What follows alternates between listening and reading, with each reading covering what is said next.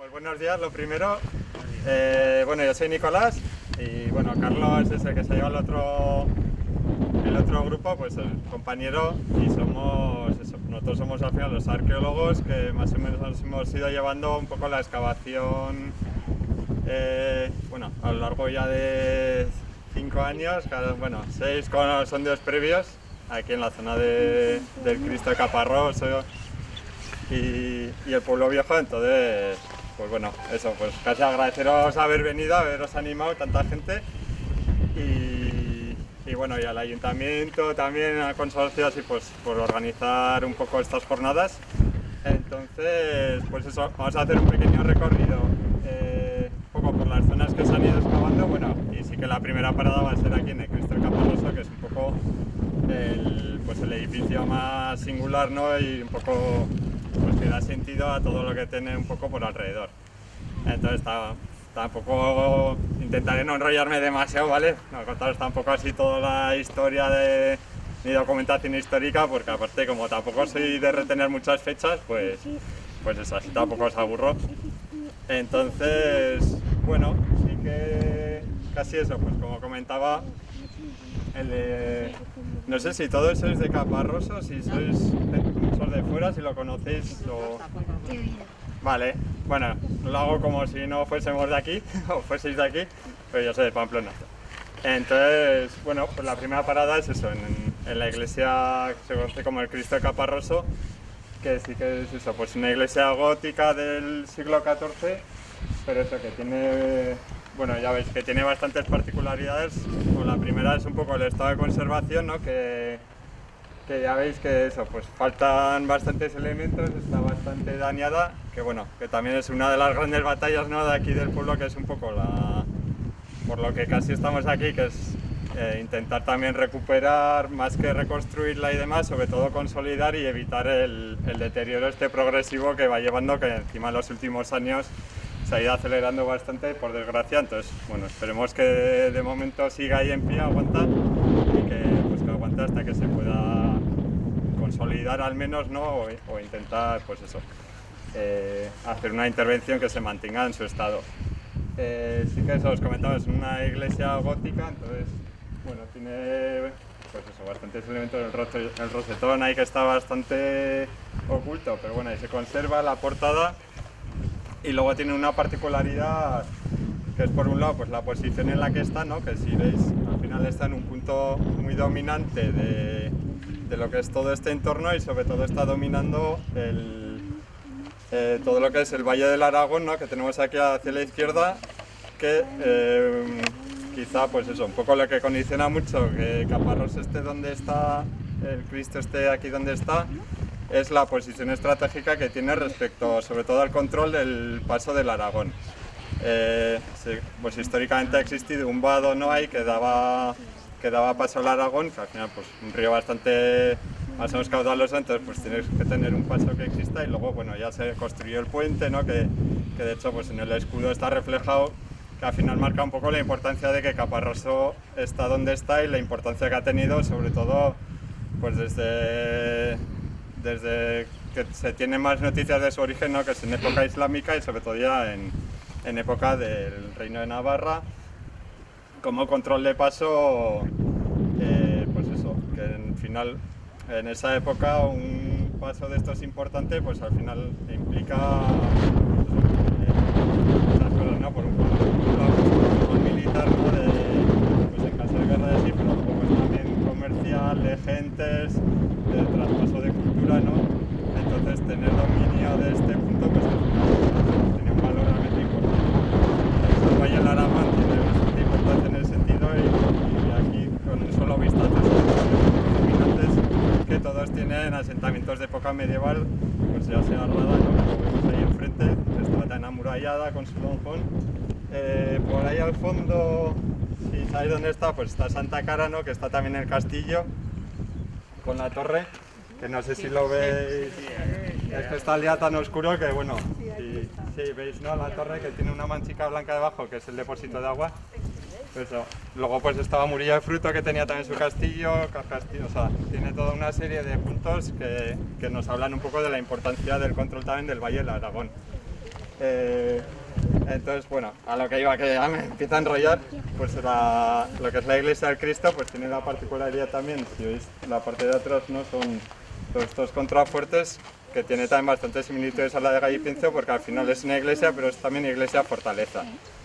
Sí que hay noticias, bueno, se conocía que existía un castillo en Caparroso, que de hecho ya incluso desde época islámica se habla de una torre, bueno, va apareciendo en la documentación y bueno, ya llega un momento, ¿no?, que sí que se habla ya del castillo, se habla incluso de que se llega a amurallar el propio Caparroso, pero eso, del castillo, pues eso, si lo buscamos ahora no queda nada, ¿no?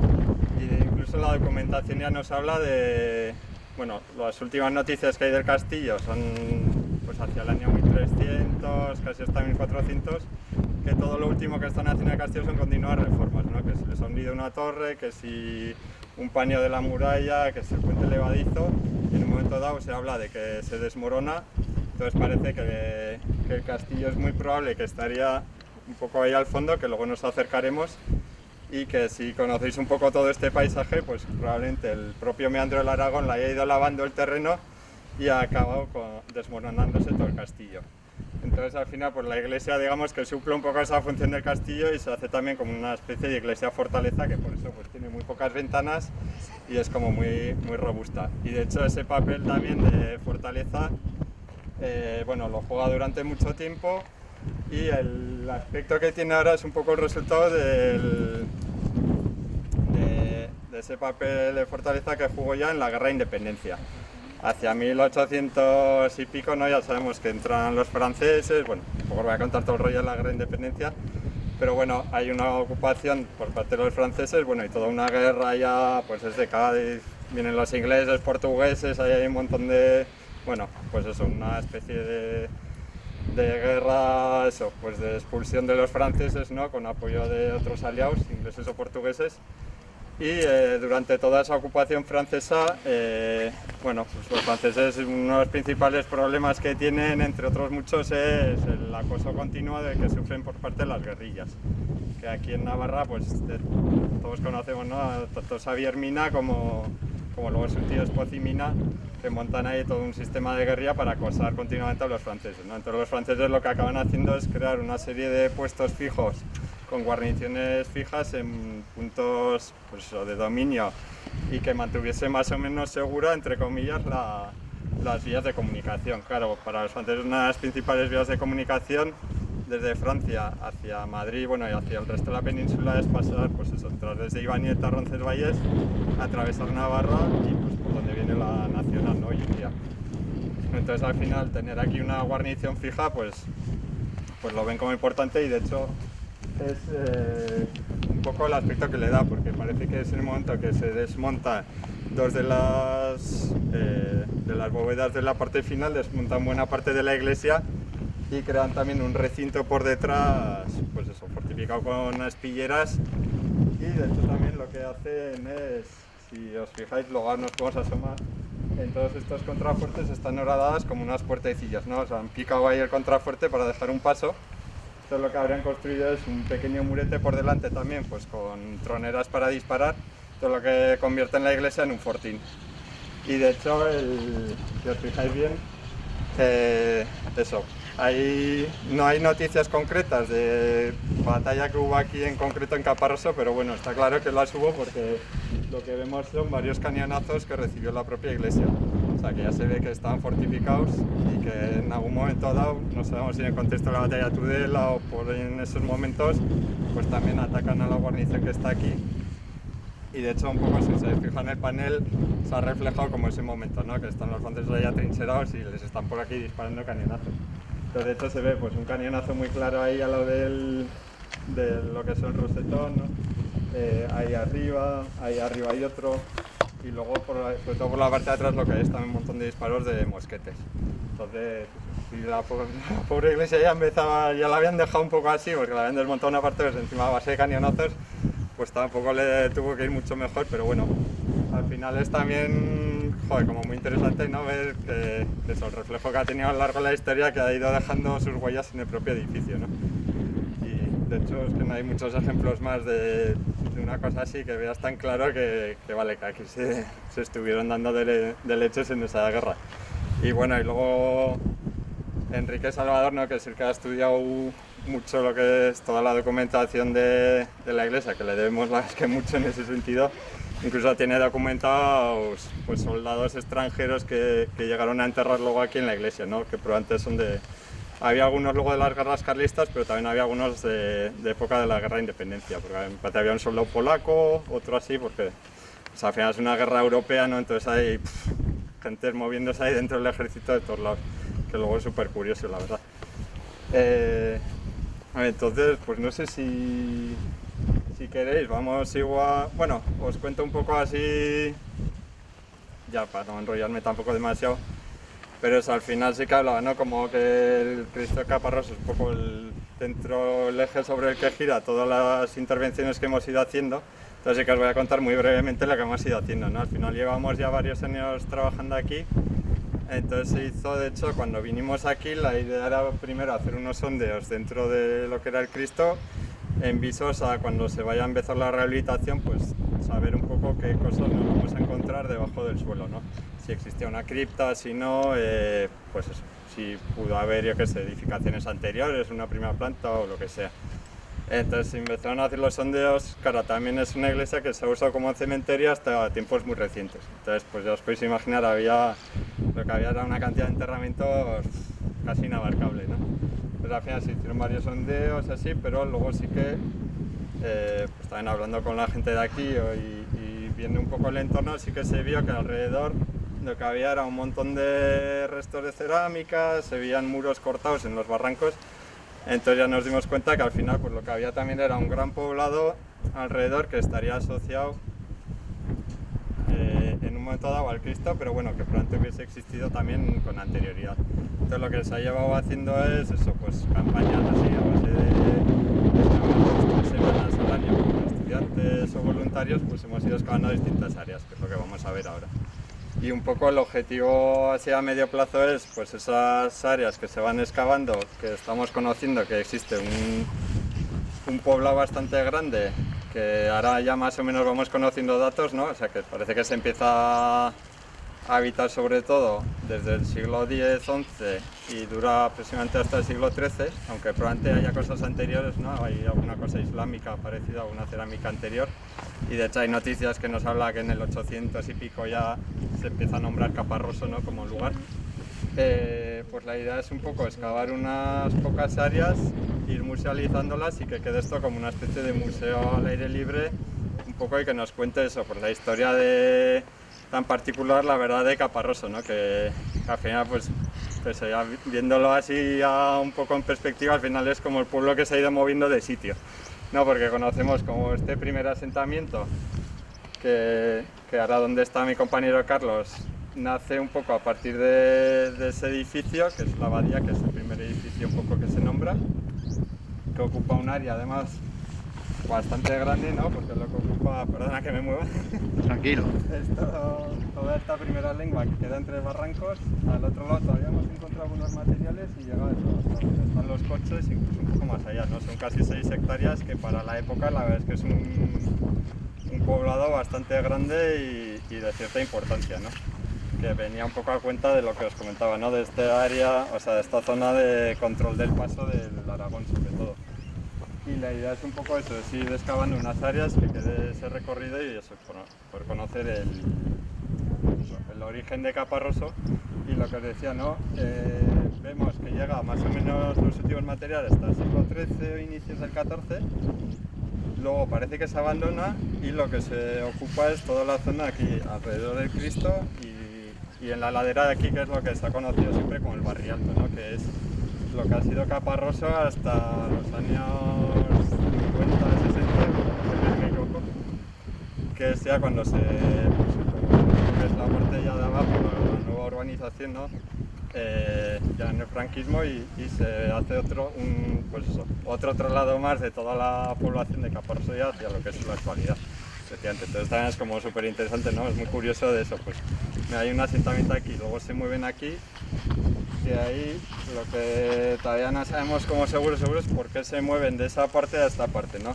Que igual es también por circunstancias climáticas o geológicas o lo que sea, porque lo que parece es que es cuando se inicia toda esta erosión del barranco, es cuando se habla de que desaparece el castillo, ¿no? Que se va a ladera abajo directamente. Entonces igual hay o bien un cambio climático o de circunstancias geológicas o lo que sea que les obliga a trasladarse a esta parte, ¿no?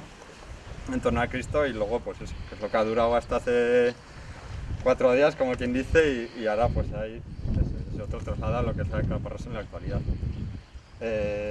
Y esto también luego es interesante de cara también pues al visitante que venga de fuera. Nosotros, al final, yo que sé, la Bardena ya la conocemos, no sé qué, pero es un punto como muy chulo para conocer, y sobre todo el contraste de lo que es el Valle del Aragón, ¿no? Como tan verde y tal, y aquí que prácticamente arranca ya Bardenas, ¿no? Entonces como un punto ahí de entrada hacia las Bardenas, que es como muy chulo, ¿no? Y pues conocer un poco también eso, pues que tiene una historia ahí súper interesante, pues eso, desde plena Edad Media, ¿no? hasta la actualidad. Llegamos aquí, sí. Y entonces, ¿qué hace más aire?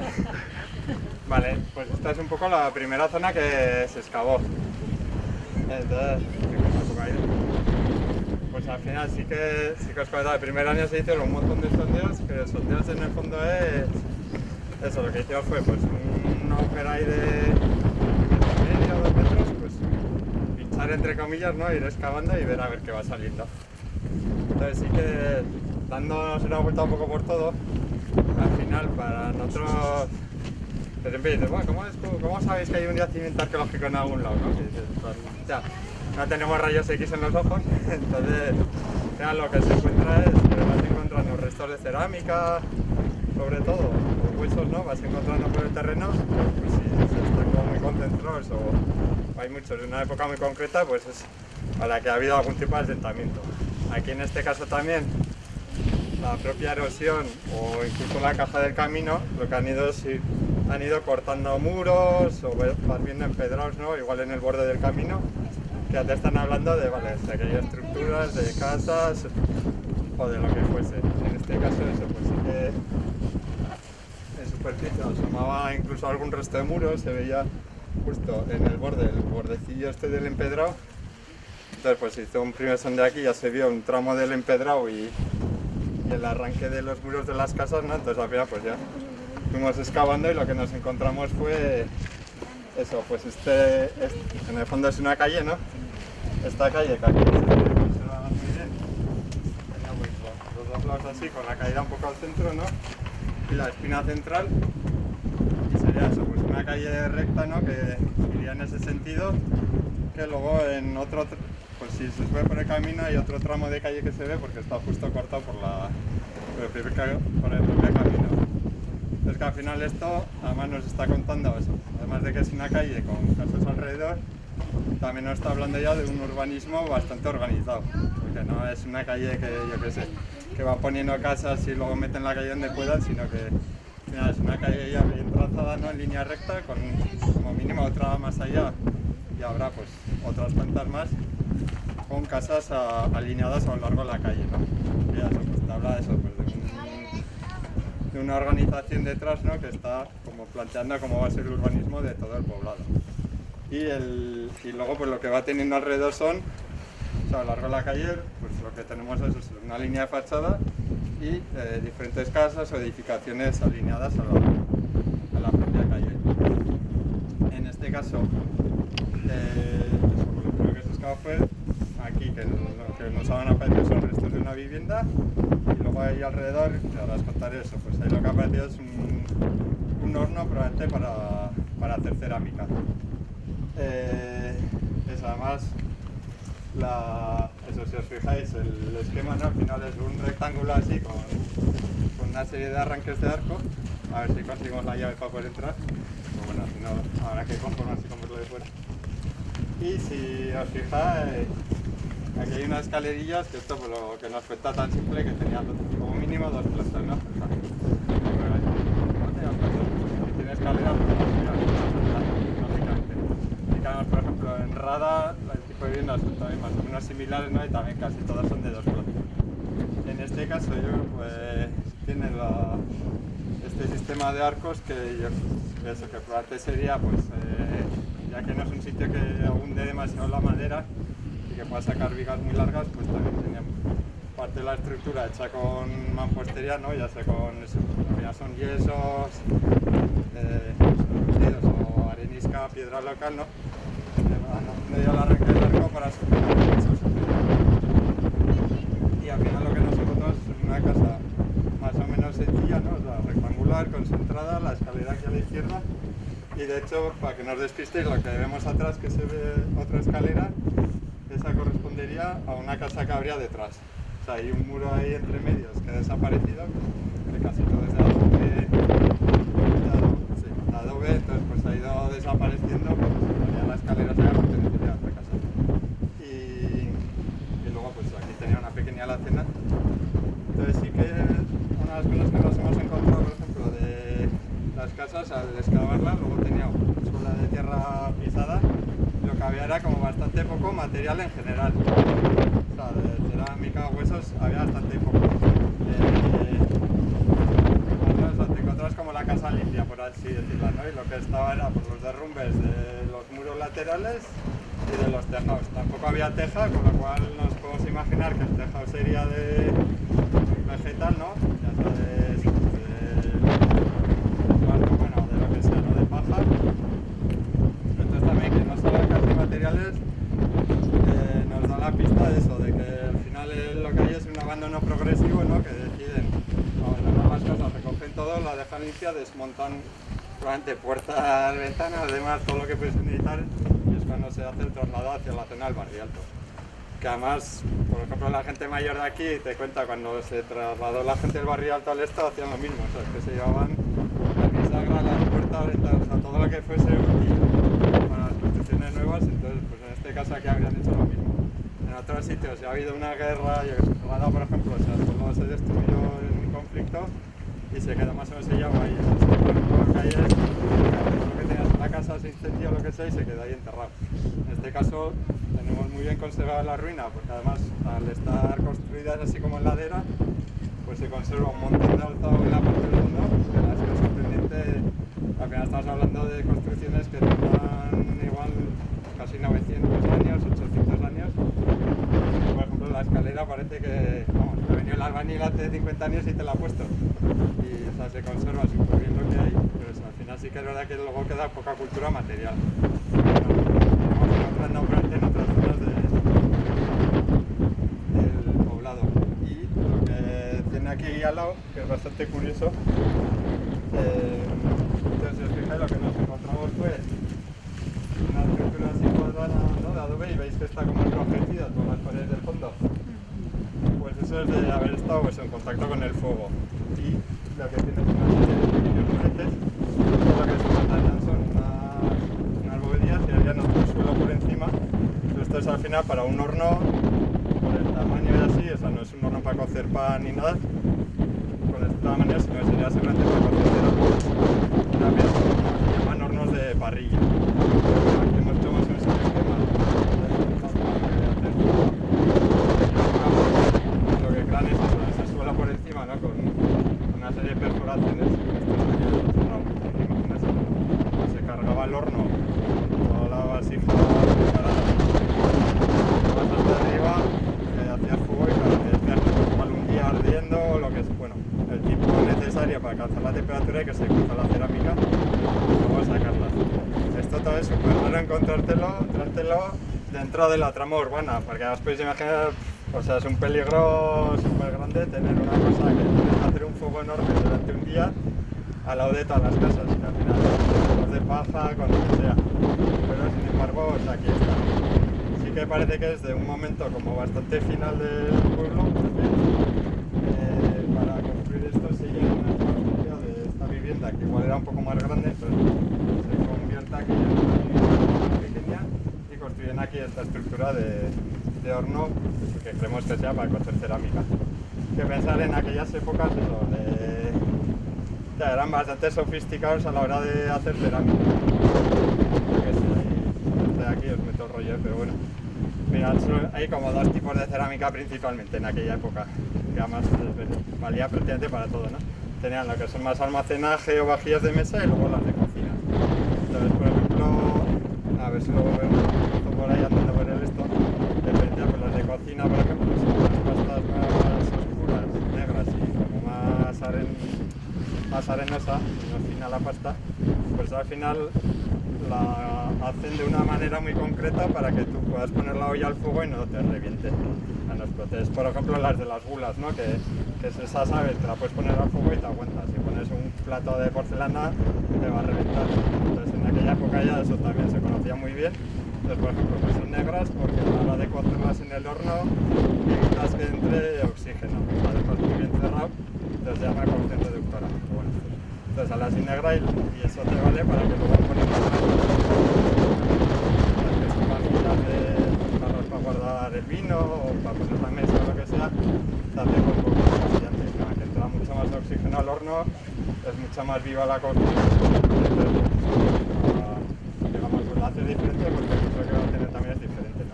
Entonces al final este horno pues podrías hacer más largo, tienen 200 o 300 básicos, que te valdría tanto para abastecer a todo el pueblo como para incluso exportar o vender cerámica, ¿no? Pues a los pueblos de alrededor o lo que sea. Al final estamos hablando de que no es que cada uno se hiciese su vajilla y ya tenían ahí. Sí, imagínate. Tendrías otro piso, justo por encima. Para dormitorios. Tampoco eran casas muy grandes, la verdad. Eran un poco, pues eso, para... Además estas muchas veces aquí no sabemos, pero eso, lo normal es tener una zona incluso de tener los animales más almacenaje y arriba, pues lo que es zonas para dormir, camas y demás. Que la idea, pues el año que viene así, a ver si igual podemos reconstruir también 2 o 3 años y reconstruir un poco el suelo para que te hagas la idea más fácil de cómo era.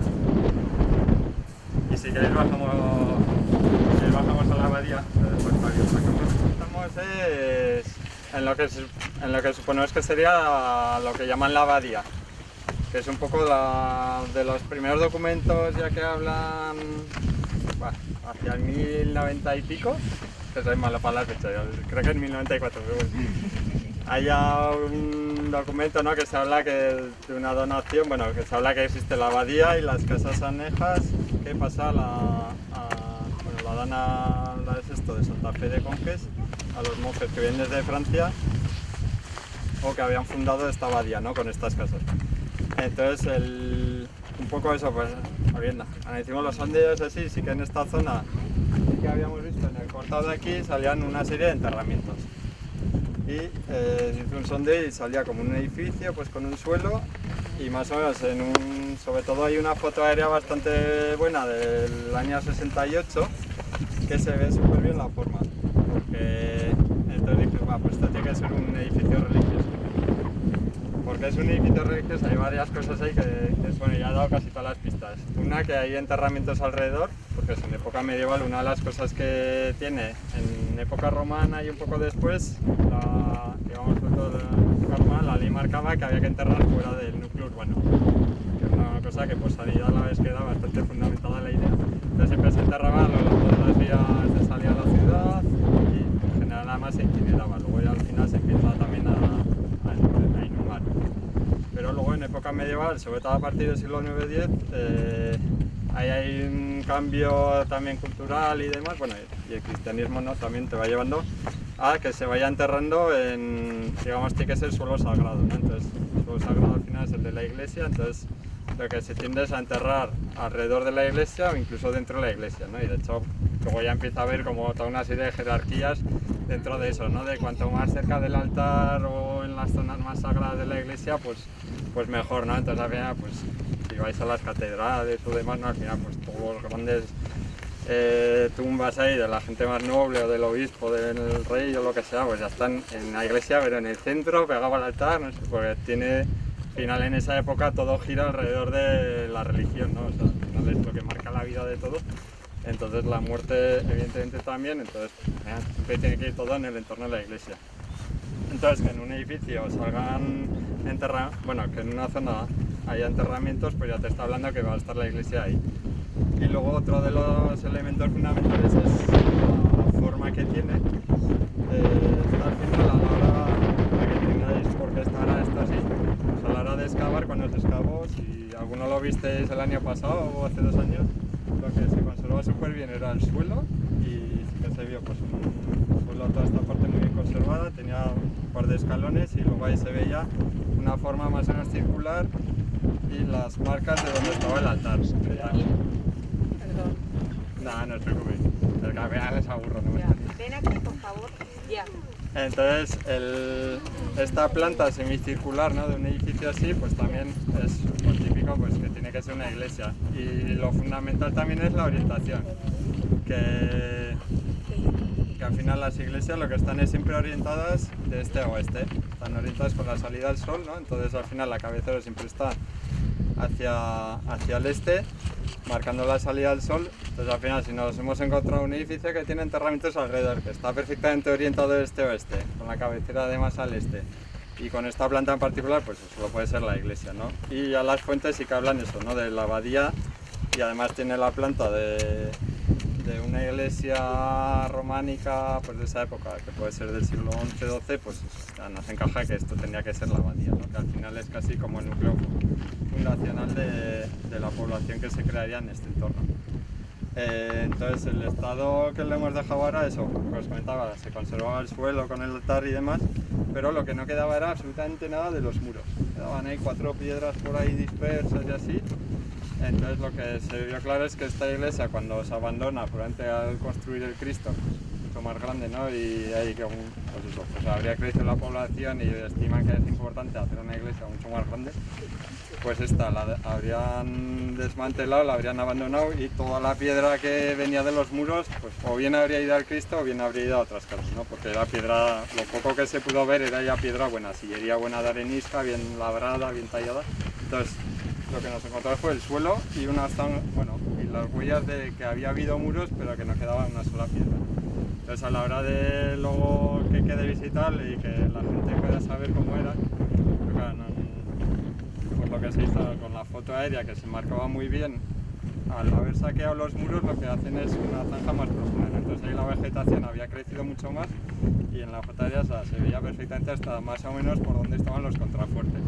Luego también es una planta muy estandarizada, entre comillas, ¿no? Casi todas las iglesias románicas tienen una nave, pues tienen esta semicircular con contrafuertes y tal. Entonces lo que hemos optado es eso, por reconstruirla, hacer los muros con madera, que esto es lo que nos falta rematar, a ver si la semana que viene consigo venir, es eso, rellenar esto con tierra, para que por lo menos de un golpe de vista ya te hagas a la idea de, vale, esta era la planta que tenía la iglesia, ¿no? Y es una manera de reconstruir, de que la gente entienda cómo era la iglesia. A la vez conservamos lo que es el suelo antiguo, porque ha quedado debajo del... O sea, el suelo original se ha puesto esa tela negra, ¿no?, que lo protege, y se ha puesto encima otro suelo, que es una manera de preservar el suelo original, que al final esto es patrimonio público, ¿no? Entonces la idea siempre es, por un lado, conservar y otro divulgar, ¿no? Entonces la manera de conservar es poner otro suelo antiguo, que ayuda a entender cómo era, pero a la vez, pues, si un día hay que quitarlo, pues se preserva el suelo original. Y eso, y reconstruir esto en madera, que lo mismo también, si en un momento dado cambian los criterios o se quiere hacer otra cosa, pues lo puedes desmontar y no has tocado nada del original. Y por eso un poco se ha hecho esta reconstrucción, que lo que nos falta ahora es poner un panel, ¿no?, que ya explique un poco cómo era, porque luego al final, así como a través de cómo eran las casas, pues podemos saber más o menos cómo vivían, pues eso, que Álvarez tenía, ¿no?, donde compraban la cerámica, la traían de fuera, si no se la fabricaban aquí, o con quién comerciaban o demás, porque eso, pues apenas han encontrado muchos elementos, ¿no?, pues hebillas también de carácter militar, o sea que se está hablando de muchas cosas a través de la iglesia, y sobre todo los enterramientos lo que puedes saber es cómo, más o menos qué mentalidad tenía esta gente, ¿no? Entonces eso, pues como comentaba, el cristianismo en esa época, la religión lo marcaba un poco todo, ¿no?, todo el modo de vida, y al final esa idea, ¿no?, de que la vida era ir un paso hacia la vida eterna, ¿no?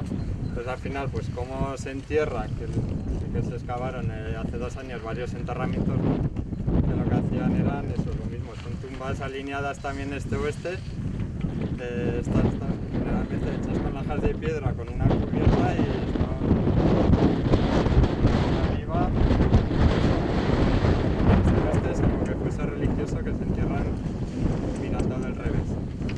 se enterrarían más o menos, es un reflejo de la vida, ¿no? El cura al final, a la hora de dar la misa, en esta época además la daría de espaldas al público, el altar estaba pegado al fondo, porque le está dando la misa a Dios, ¿no? El público está simplemente ahí asistiendo a aquello, pues porque hay que asistir, ¿no? Ya el que el cura te dé la misa ya de cara, incluso en tu idioma, ya es una reforma bastante posterior, ¿no? De no sé qué concilio. Pues en esa época hay que imaginarse eso, la de espaldas, aquí dando la misa, que bueno, había mucha gente que no sabría casi ni qué estaría contando. Pero bueno, era un poco eso, cómo funcionaba ahí también la religión, ¿no? Por eso muchas veces, si visitáis iglesias románicas o demás, las portadas al final lo que viene es divulgar un mogollón de cosas, ¿no? Cosas del evangelio, de la creación, de lo que es enseñar a la gente analfabeta con la religión. Muchas veces aparece ahí eso. Y lo entenderían.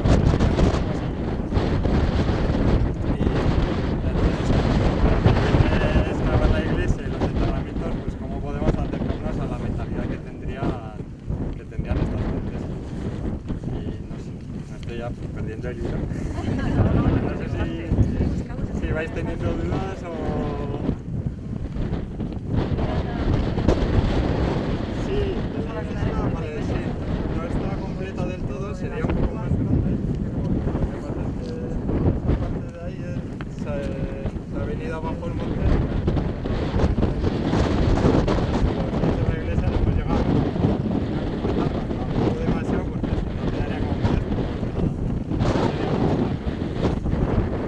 luego no sabemos una serie de apoyos, había 6 apoyos de aquí otro, que pueden responder a dos cosas. Por un lado, que hay iglesias que tienen el rito mozárabe, que era uno de los ritos que había en esas épocas tempranas, que lo que obligaba era que hubiese varios altares. Había un solo altar, había varios, pueden ser apoyos para esos altares, o también podría ser que incluso añadiesen ahí una especie de balcón o lo que sea, pues para que hubiese más gente o por lo que sea. Y eso todavía pues, tenemos que investigar un poquillo. Pero sí, la iglesia sería un poco más grande, pero tampoco mucho más, eran iglesias bastante pequeñitas. Y luego un poco de los monjes que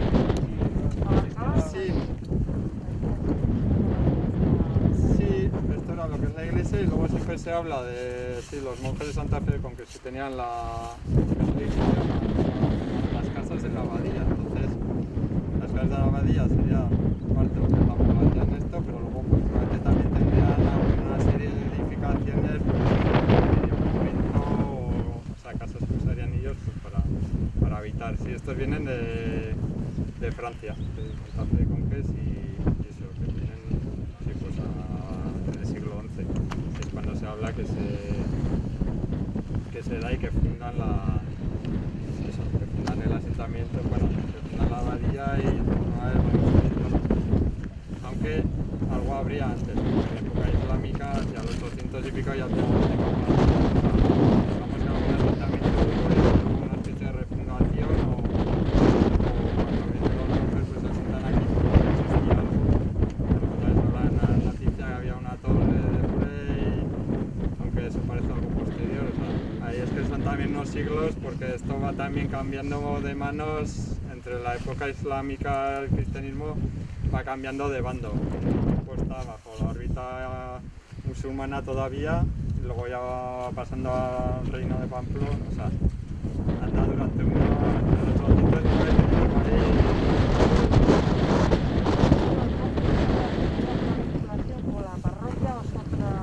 y yo creo que es una perduración, sí. Al final es como trasladar la advocación. Digamos que la advocación se mantiene como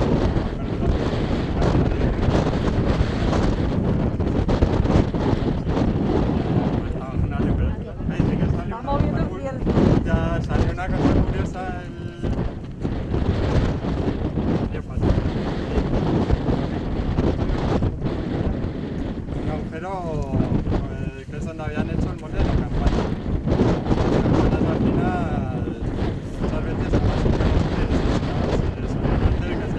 especie de torre. La que era hacerla cerca, pues era una campana bastante grande. Pero en esa época una campana de vinilo o lo que sea, pues era un monstruo inamovible, entonces lo hacían lo más cerca posible para luego poder subirlo fácilmente a la torre. Entonces lo que encontramos fue el agujero en el que habían fundido la campana. En aquella época, bueno, y hasta hace 4 años las campanas muchas veces se hacían así. O sea, todavía un vídeo en YouTube, si buscáis hay algún vídeo de cómo en los años 80 unos que van a un pueblo y hacen ahí una campana in situ. Pero Es no muy será chulo. la campana que hay en la catedral de Pamplona.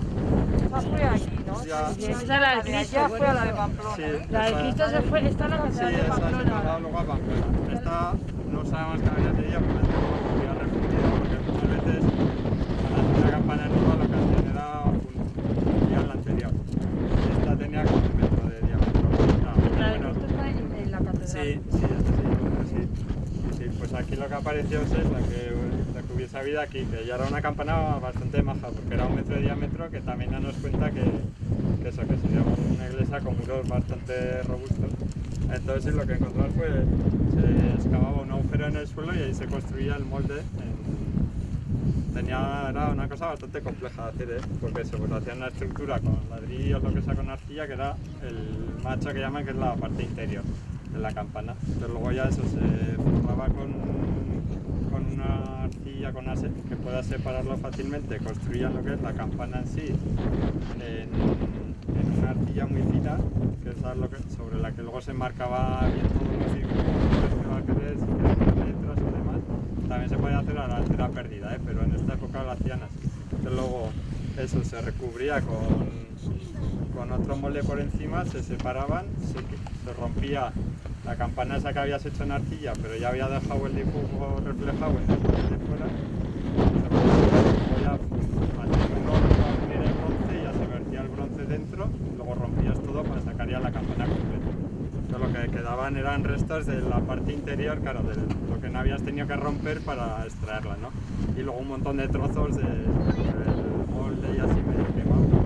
Claro, se quedaba prácticamente cocida como una niña. Entonces era una cosa ahí bastante compleja, pero bastante chulo eso, que aparecía ahí, entonces pues que tenías la campana.